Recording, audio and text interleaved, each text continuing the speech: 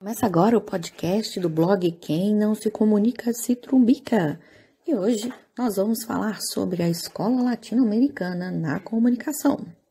O impacto social dos meios de comunicação de massa e os estudos frankfurtianos e as demandas políticas sociais são fatores que impulsionam os estudos sobre a comunicação na América Latina. Em meio ao contexto contraditórios, é que os estudos sobre a comunicação de massa são introduzidos no Chile, Uruguai, Argentina e em outros países latino-americanos. O contexto político é marcado da reflexão e surge uma oposição ao American Way of Life.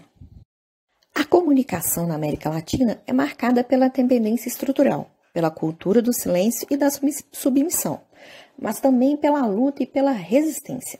Fazem parte deste contexto o sonho e a luta por um socialismo, metodologias de desenvolvimento do espaço rural, investimento econômico, projeto de dominação, intervenção militar, capital norte-americano e financiamento da televisão no continente.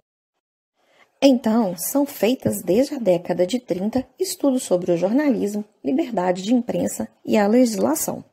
Uma peça fundamental para o entendimento da escola latino-americana é o CIESPAL, que é o Centro Internacional de Estudos Superiores de Periodismo para a América Latina, criado em 1959 pela Unesco e pelo governo equatoriano.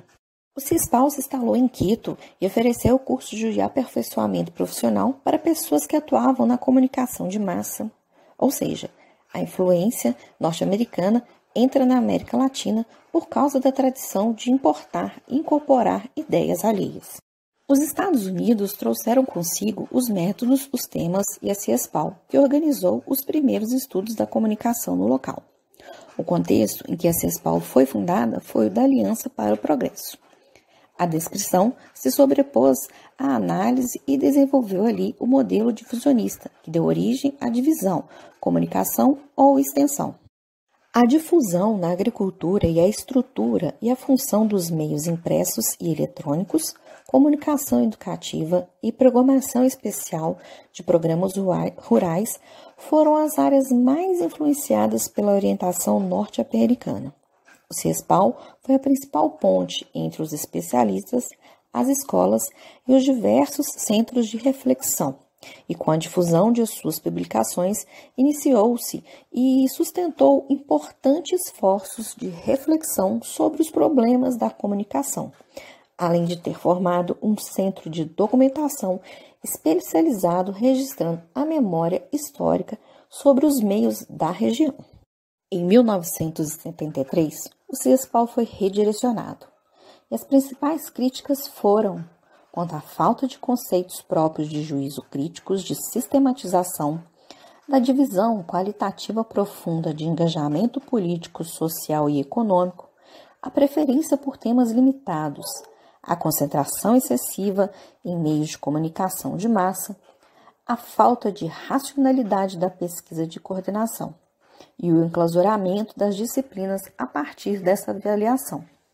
CIESPAL passa a buscar raízes na América Latina, preocupando-se com a comunicação popular. A pesquisas participantes substitui os professores estrangeiros por latino-americanos. Em 1959, surge na Venezuela o Instituto Venezuelano de Investigação da Imprensa da Universidade Central. Este centro deu origem ao ININCO, o Instituto de Investigaciones de la Comunicación, de 1973, cujo objetivo é pesquisar a comunicação de massa, analisando os meios e as suas incidências na região. Assim, o Equador e a Venezuela são os primeiros a abrigar a pesquisa em comunicação. Em 1970, é criado o CEREM, o Centro de Estudos da Realidade Nacional no Chile, vinculado à Universidade Católica. Ele realizou as pesquisas sobre o domínio das multinacionais na comunicação da América Latina, com base nas ideias marxistas de ideologia e conflitos de classe. Depois, se estendeu para toda a América Latina, marcando a ideia dos estudos latinos. Após o golpe militar no Chile, o grupo se desfez. Alguns membros passaram a se encontrar no México, no ILET, Instituto Latino-Americano de Estudos Transicionais. ILET foi a principal instituição difusora de propostas de meios para democratizar a comunicação no continente. Apenas no fim dos anos 60 e início dos anos 70 que se inicia um estudo realmente latino-americano, pois se começa a pensar na situação de subdesenvolvimento e incorporá-la na análise dos meios. As ditaduras no Cone Sul dificultaram a concretização do sonho marxista na América Latina. O projeto é pensar desde a comunicação nos anos 90. Já não se podia definir as fronteiras entre as linhas e as relações com as disciplinas. As necessidades de revisões e de releituras tonificaram esse período. Nos anos 90, chegou-se à conclusão que a classe não é a solução para tudo, pois engloba outros interesses. As pesquisas de recepção trouxeram novas perspectivas para o campo de estudos. Posteriormente, o tema volta sob novas avaliações. Passa-se a reduzir a recepção à audiência apenas, segundo alguns autores. Também nos anos 90, as categorias são as de mediação e de hibridação, que facilitam repensar a relação entre o popular e massivo, da comunicação com os movimentos sociais do receptor com o meio. Medidas pelas estruturas, o contexto dos anos 90 é a globalização e a mundialização. Mesmo permanecendo as ações que orientaram a denúncia dos modos de atuação da comunicação, o modelo que pesquisa a denúncia se deslocou. Dois caminhos se perderam: a ilusão do Estado mudar o mundo cultural e a ausência da temática da comunicação popular e alternativa. Inicia-se a legitimação do campo comunicacional como uma área transdisciplinar dentro das ciências sociais. A pesquisa em comunicação é um exemplo para a observação do movimento histórico, político, cultural e social do continente. Para Antônio Pasquale, o trabalho dos estudos da comunicação na América Latina foi um fracasso, pois não soube convencer os poderes democraticamente constituídos, nem as forças políticas e as bases populares que consomem os bens culturais. Desta forma, conclui-se que os estudos tentaram conquistar um lugar na luta popular do continente. Essa preocupação continua em alguns autores e a pesquisa é feita hoje em programas de pós-graduação, vislumbrando a tradição de compromisso social. O mais importante nesses escritos iniciais de Materlet e dos intelectuais que trabalhavam com ele é a busca de apontar elementos conceituais para tomar distância frente aos fenômenos midiáticos e de propor novos modos de fazer comunicação. Luiz Ramiro Beltrán tem como principal livro o Comunicação Dominada.